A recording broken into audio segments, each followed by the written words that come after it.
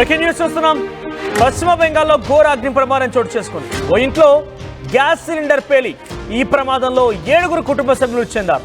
మృతుల్లో 4 చిన్నారులు ఉన్నారు, 2 మహిళలు కూడా ఉన్నారు.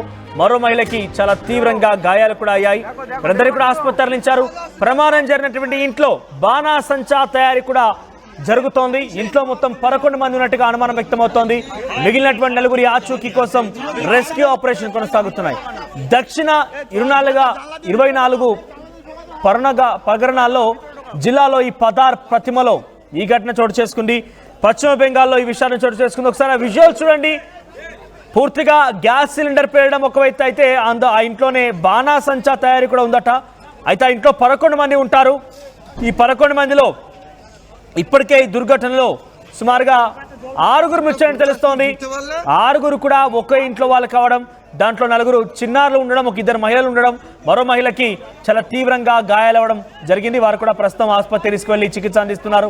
మరొక 4 కోసం గాలింపు చర్యలు చేపడుతున్నారు. మొత్తం 11 మందిలో ఇప్పటికే 7 మృతి చెందగా మరో 4 ఆ ఇంట్లో ఉన్నారా, ఏం జరిగి ఉంటుందనే విషయం పైన రెస్క్యూ ఆపరేషన్స్ కొనసాగుతున్నాయి. ఒకసారి ఆ ఇంట్లో ఆ ప్రమాదం తర్వాత సహాయక చర్యల నేపథ్యంలో ఆ దృశ్యాలను చూడండి.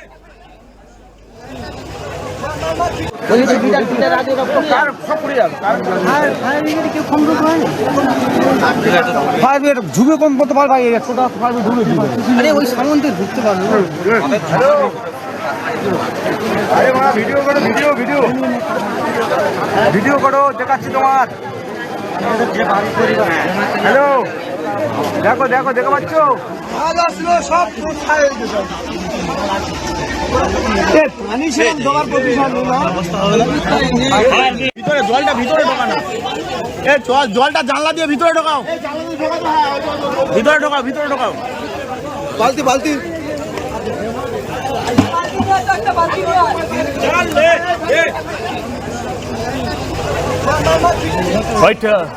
పశ్చిమ బెంగాల్లోని దక్షిణ 24 పరగనాల జిల్లాలో పతార్ ప్రతిమలో ఈ ఘటన చోటు చేసుకుంది.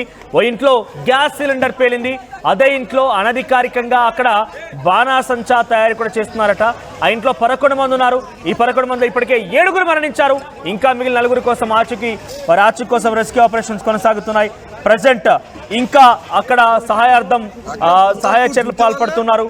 సో అక్కడికి కొన్ని 10ల సంఖ్యలో ఫైర్ ఇంజన్లు చేరుకున్నాయి. ఈ దాటికి మరి పక్కన ఉన్నటువంటి ఇంకో బిల్డింగ్కి ఆ యొక్క మంటలు వ్యాపించి అది కూడా ప్రమాదం దాటికి గురి కాకుండా ఉండాలని ఒక విధంగా సహాయక చర్యలు కొనసాగిస్తాను. చూడండి, దూరం నుంచి తీసిన ఫుటేజ్ ఇది. రాత్రి సమయంలో బహుశా జరిగింది. చాలా దూరం నుంచి తీసిన దృశ్యాలు చూస్తుంటే ఆ ఇల్లు పూర్తిగా కాలిపోతుంది. పూర్తిగా మంటలో చిక్కొని ఉంది. చాలా దట్టమైన పొగలు కమ్ముకు ఉన్నాయి. మరోవైపు బాంబులు కూడా, అంటే బాణాసంచ తయారీ కేంద్రంగా ఉంది కాబట్టి అక్కడ బాణాసంచ తయారీ కోసం ఉపయోగించినటువంటి ఆ మందు సామాగ్రి కూడా పూర్తిగా పేలిపోతోంది. బాణాసంచ పేలుతోంది. సో అక్కడ సహాయక చర్యల నిమిత్తం చాలా మంది అక్కడ వచ్చి మంటలు ఆర్పే ప్రయత్నం చేస్తున్నారు. సో ఒక 4 చిన్నారులు ఉన్నారు. 4 చిన్నారులు కూడా స్పాట్లోనే ఈ మంటల దాటికి దుర్మరణ పాలయ్యారు. ఆ అగ్నికి ఆహుతైపోయారు.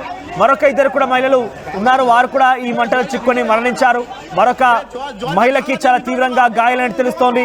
బయట నుంచి చాలా మంది కూడా అక్కడ మంటలు చెలరేగుతున్న నేపథ్యంలో బకెట్ల సహాయంతో మంటలను ఆర్పేందుకు వాటిపై చల్లుతూ ఉన్నారు. ఇంటి పైకప్పు కూడా కూలిపోయింది. ఇంటి గోడ ప్రహారీ కూలిపోయింది. ఇదంతా కూడా పశ్చిమ బెంగాల్ జిల్లా దక్షిణ 24 పరగనాల జిల్లా ఘటనలో చోటు చేసుకుంది. సో ఇప్పుడే మనం చూసాం, ఉదయాన్నే రాత్రి తెల్లవారుజామున పశ్చిమ బెంగాల్లో ఈ దారుణం చోటు చేసుకుంటే ఈ రోజు తెల్లవారుజామున గుజరాత్ బనస్కందలో కూడా ఇదే రకంగా బాణాసంచ తయారీ కేంద్రంలో కూడా ప్రమాదం చోటు చేసుకుంది. అక్కడ 17 మంది మరణించారు. ఇక్కడ 7 మరణించారు. వరుస ఘటనలు కొంత ఆందోళన కలిగిస్తున్నాయి. వేసవి కాలం కాబట్టి చాలా ఈజీగా మంటలు చెలరేగే అవకాశం కూడా ఉంటుంది.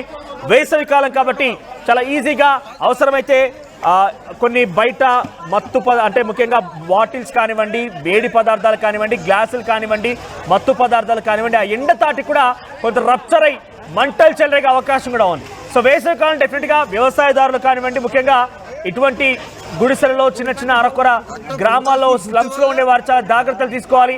చిన్న అగ్గి పూర్తిగా అందరినీ కూడా ప్రాణాలు గాల్లో కలిపేయచ్చు. చిన్న అగ్ని అందరూ కూడా అగ్నికి ఆహుతైపోవచ్చు. అటువంటి ప్రమాదాలు చోటు చేసుకునే అవకాశం కూడా ఉంది.